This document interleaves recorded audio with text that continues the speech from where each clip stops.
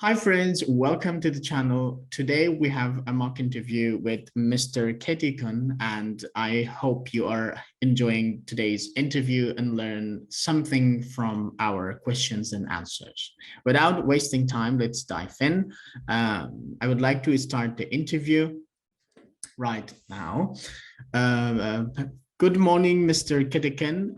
My name is Sirat Haidari. I'm a Chevening alumni, and I am conducting today's mock interview with you. I hope you are ready and you are in a bright, calm environment with good connection, internet connection. If you are ready, please let me know, and I will jump to my first question. Thank you, Mr. Sirat. I am ready. That's very good. Thank you very much. Mr. Ketikun, can you please start this interview by introducing yourself, please? Okay. Hello, Mr. Panelist. I am Ketikun, a business development executive, an economic enthusiast, and a service leader. I graduated with a dual degree in business administration with high academic distinction from the American University of Phnom Penh and the University of Arizona at the College of Management. I am a business development executive who is passionate about developing my professional skill sets and building networks with people inside and outside of my workplace. I am an economic enthusiast who is genuinely interested about the economic subjects and its application of theories into real-life practice. And I am a service leader who possesses transformational and people-oriented leadership skills and empowers my team members to become future leaders as well. Last but not least, I am a founder of Convoke, a founding member of UA Phnom Penh and the Malay chapter, and a research officer at the Circular Digital Cambodia. Thank you. Excellent. Very good. Can you please now describe your educational background? How did you start in this field, and when did you start it? When did you graduate it? Okay, so first of all, I graduated high school back in 2016, and after exploring a while, I decided that I grew passionate about the business administration major, so I decided to pursue a dual degree in business administration at the American University of Phnom Penh and the University of Arizona. So basically, it is a dual degree program in which you can obtain both degrees from the American University of Phnom Penh and the University of Arizona within the same time.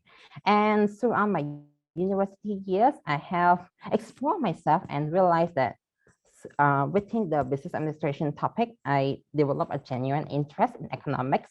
So that actually led me to ignite my inner passion to pursue an economic MSc in the upcoming future. Excellent. That's very good. So when did you graduate it, by the way? From the university? So I graduated in May 20. Yes, I graduated in May 2020 from both universities. Okay, very good. So do you have work experience in your field after you graduated, or were you working during your studies in this field? So after obtaining my undergraduate degrees, I started my first full-time job as a business development executive at DFDL Cambodia.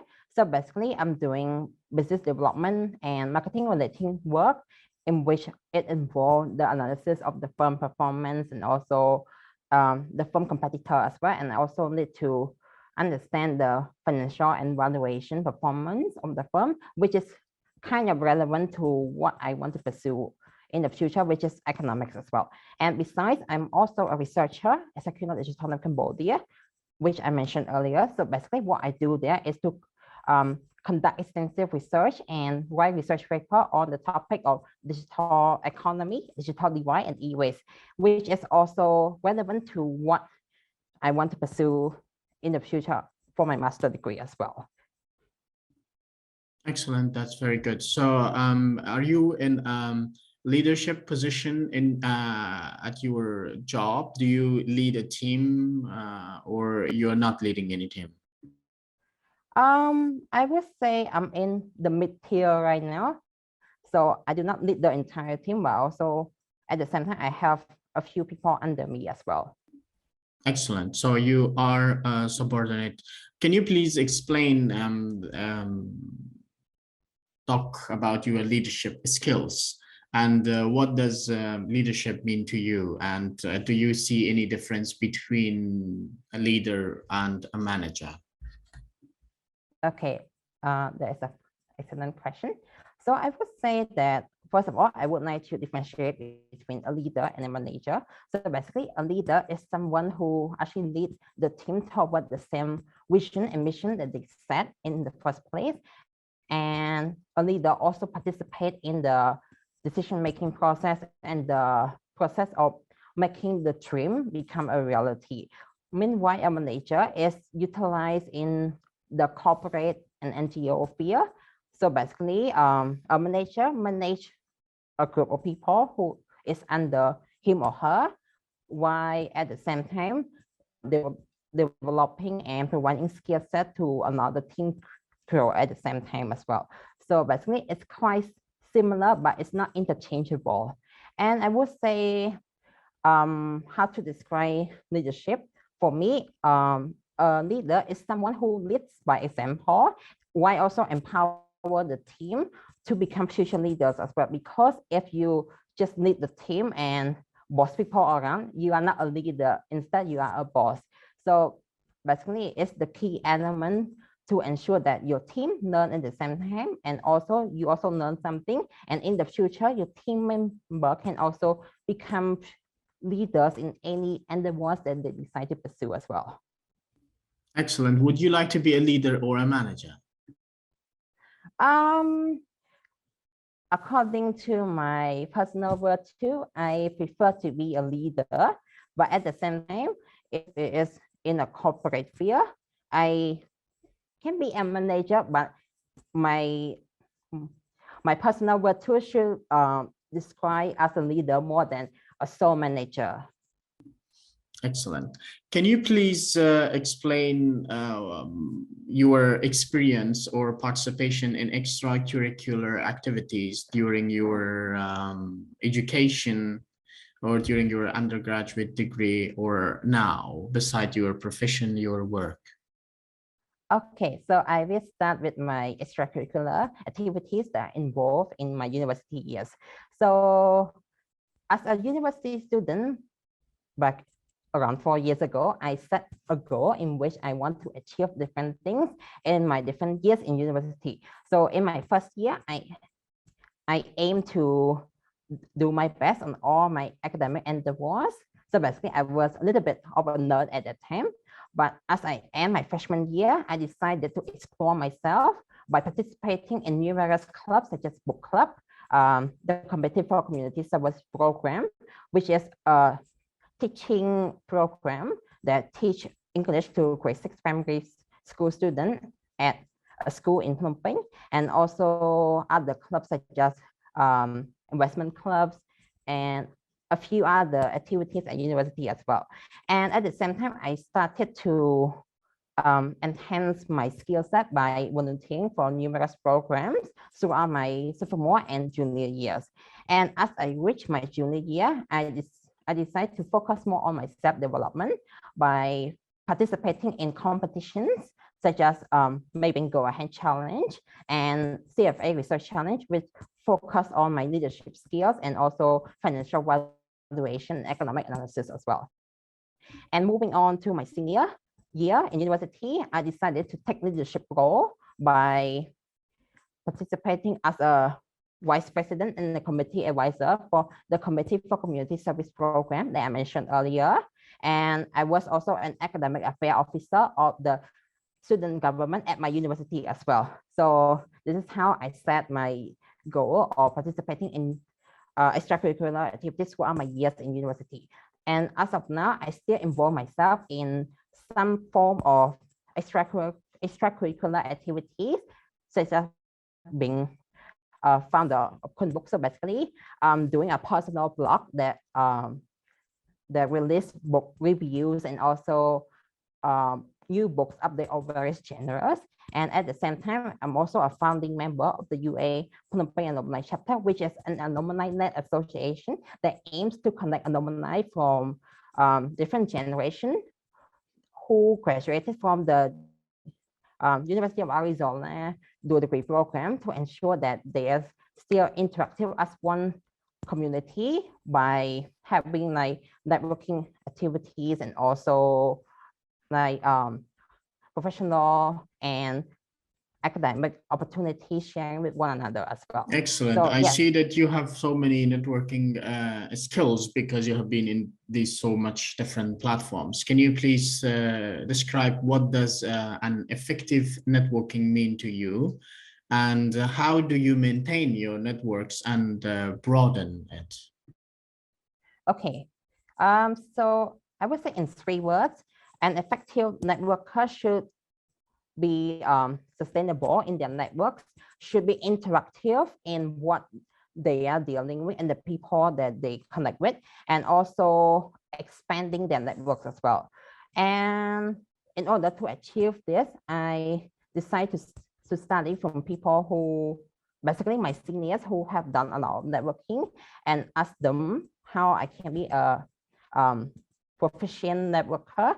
So from the experience, I have built and maintained my networks through the organization that I participate in. So one example was my time as a cohort 7 member of the U.S. Ambassador Youth Council. So basically, it's a youth-led organization that is under the U.S. Embassy in Phnom Penh that focused on dialogue between the ambassador and the members, and also they also focus on project implementation on social topics, this environment, education, and employment as well. So at that time, I tried to network with people from different classes, such as like the prominent locals and also the U.S. Embassy official as well. And I also utilize and maintain this relationship in my project implementation, which was Youth Dialogue 2020, that aims to raise awareness on vulnerable group of people such as LGBTQI people with disability, and also women in business as well. So I utilize the people from the embassy and the people that are connected with UMNYC, and also other networks such as CNET, CCSP, and other organizations that I'm involved in, to ensure that I can run my project successfully while also maintaining my connection from this networking.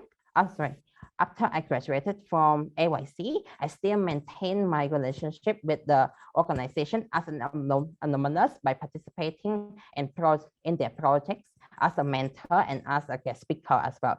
So there is one ideal example of how I expand and maintain my network throughout the time, even after I finish my mandate with them. Excellent. Can you please describe why you selected your field of study, and which courses, 3 courses or 3 universities have you selected in the UK, and why? Okay, so I decided to choose an economic MSc or Master of Science in Economics as my preferred course because my adore and my genuine interest in this topic since my senior year in high school. Because in my high school year, I took an economic course, and somehow I become fascinated and interested in the theories and how it involved in the daily decision-making processes and the choices that we make.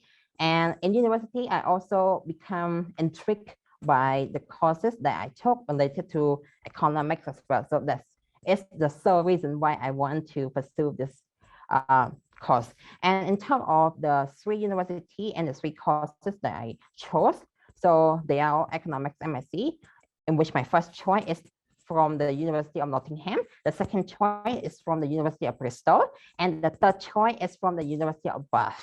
So mainly I choose the University of Nottingham as my first choice because of its prestige and reputation as an international renowned university.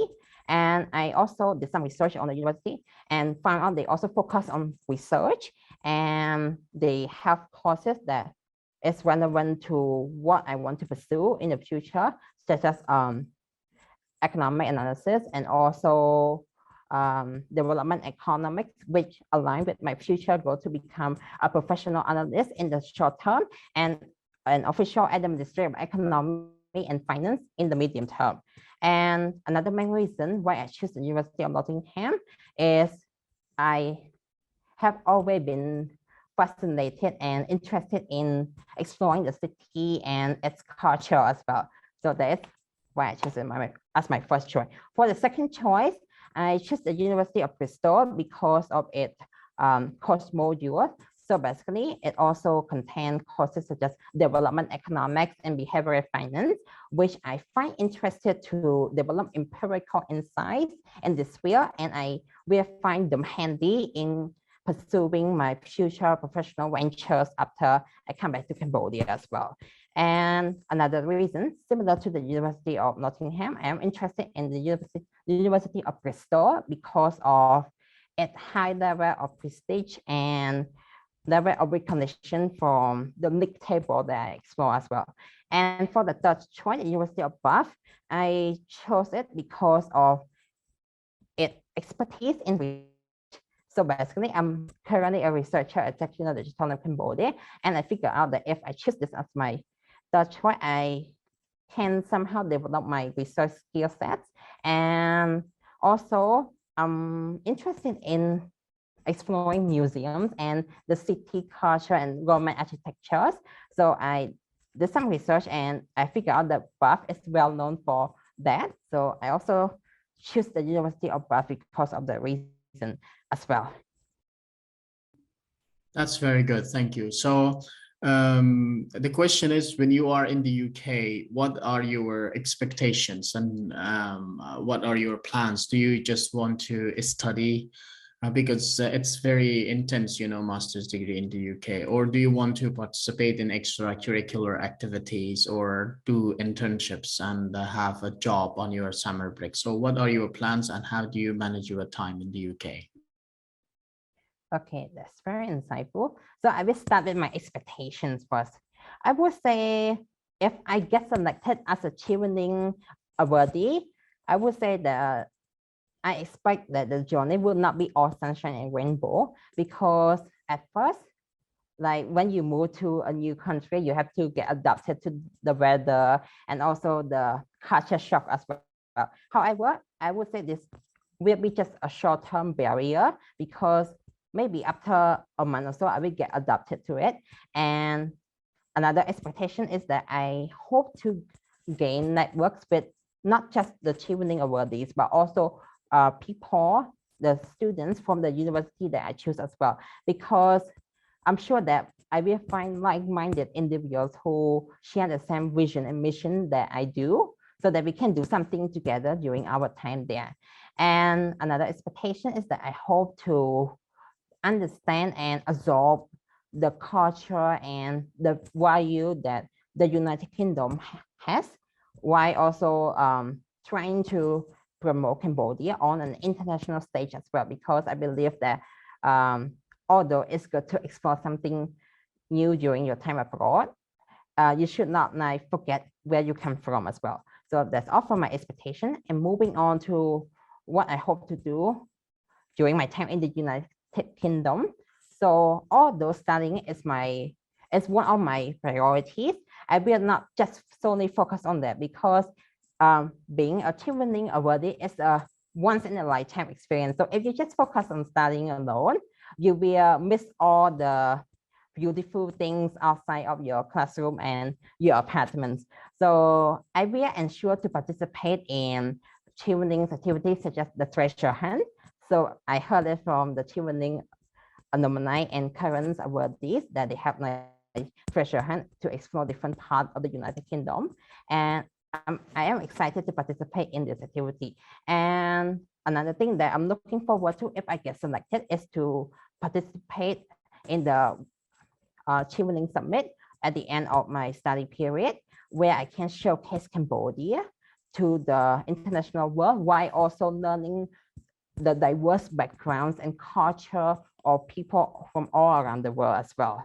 And the last thing that I'm looking forward to do in the United Kingdom is to explore city, whether by myself or with people that study in the same university or in the nearby cities, in order to understand the richness and the diversity of British values, and also the British culture as well, because it is important to understand the culture of where you are living and residing there. And last thank but not you least, very much for your time. And this one, I am ending this mock interview here. The last question is, do you have any question to ask this panel? Okay, so I have one question to ask the panelists. So let's say in the future, as a Chevening alumnus, do you have any fundings to provide for any project that I decide to do related to my economic field? Yeah, definitely. The British Council or the UK Embassy in your country, there are different, of course, offices and departments that are looking to support our alumni in each countries. These support can be in networking and providing events, or even providing small grants to help you lead some projects. And in case if you return and immediately you don't have any job, or even if you have any job, you can apply to these grants. And these grants will help you to implement many projects in your country. Yes, thank you. This is valuable. Thank you very much for today. We are ending this interview here, and the panel will get back to you with a response about your interview in the near future.